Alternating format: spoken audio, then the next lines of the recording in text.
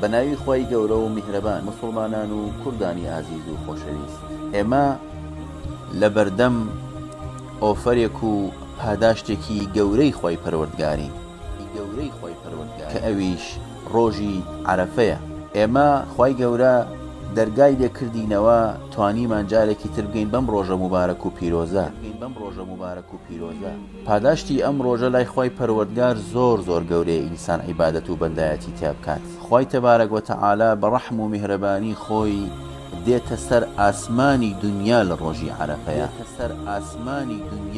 و دەفەرمێ بە مەلایکەتەکان ئێوە شاهید بن ئەوانەی عیبادەت و بەندایەتی بۆ من دەکەن لە ڕۆژی عەرەفەیە ئەوە من لێیان خۆش دەبم. بۆیە ئینسانی مسلمان لەو ڕۆژەیە دەبێ باشترین و چاکترین و زۆرترین بەندایەتی بۆ خۆی پەروەردگار بکات. پێغەمبەری خوا صلی الله عليه وسلم لە وەصفی گەورەی ڕۆژی عەرەفەدا دەفەرمێ صيام يوم عرفة أحتسب على الله أن يكفر السنة التي بعده والتي قبله.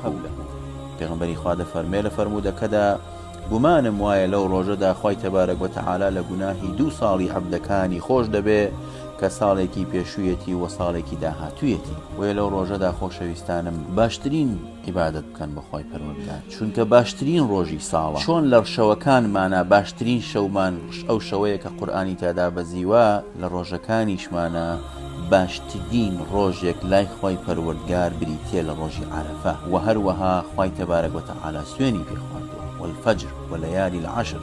ئیبن عەباس دەفەرمێ بەس لەم ڕۆژانەیە کە خۆمانی تێن وێ لەو ڕۆژانەدا با زۆرترین حەمد و سەنای خوا بکەین، سوبحان الله بکەین، الله ئەکبەر بکەین، الحەمدولیلا بکەین، لا ئیلاهە ئیلا الله بکەین، دەممان بە زیکر بێ لەو ڕۆژەیە. زۆرترین عیبادەت بۆ خۆی پەروەردگار بکەین، بە ڕۆژوو بین بۆ خۆی پەروەردگاری خۆمان، بۆ ئەوەی لە ڕۆژێکا کە دەچینەوە بەردەم خۆی پەروەردگار شانازی پێ بکەین، بڵێن خوایە لەبەر خاتری تۆ بە ڕۆژوو دڵنیا بن ئەو ڕۆژە ڕۆژی پاداشتە گەورەکەیە.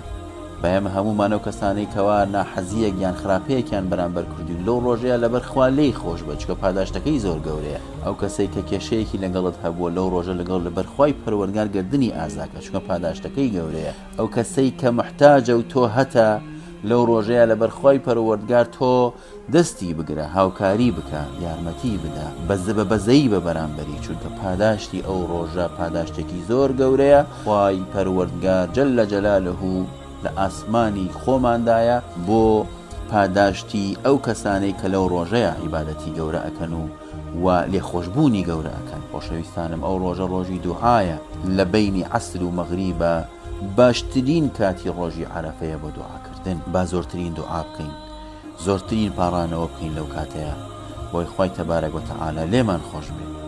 یا ربی خوایە بۆ خاتری ناوە جوانەکانت و بۆ خاتری ئیسمی عەزەمت ڕۆژووی ڕۆژی عەرەفە بە نسیبی ئێمە بکە، لە گوناهمان خۆش بە، عاقیبەتمان خەیرکە، حاجیانمان حەجەکەیان لێ قبوڵ بکە، وەکو ئەو ڕۆژەیان لێ بکە کەوا لەدایک بوون. خوایە بۆ خاتری ئیسمی عەزەمت، بۆ خاتری ناوە جوانەکانت، ئەو گەنج و کوردە ئازیزانەمان کەوا لە تاراوگەن خوایە کەسیان نییە لە تۆ زیاتر، خوایە گیان بەهانامانەوە وەرە. ئەوەی موسیبەتی هەیە لەسەری لابە، ئەوەی منداڵی هەیە یارمەتی دەری بەبوویت بە جوانترین شێوە پەروەردەیکە، ئەوەی کە کێشە و موسیبەتێکی هەیە لەسەری لایبە، ئەوەی ئیقامەی نیە ئیقامەی پێ ببەخشە، ئەوەی خێزانی نییە خێزانی ساڵحەی پێ ببەخشە.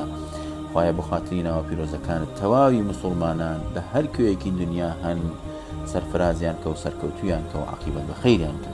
ئامین یا ئەرحەمە الراحیمین.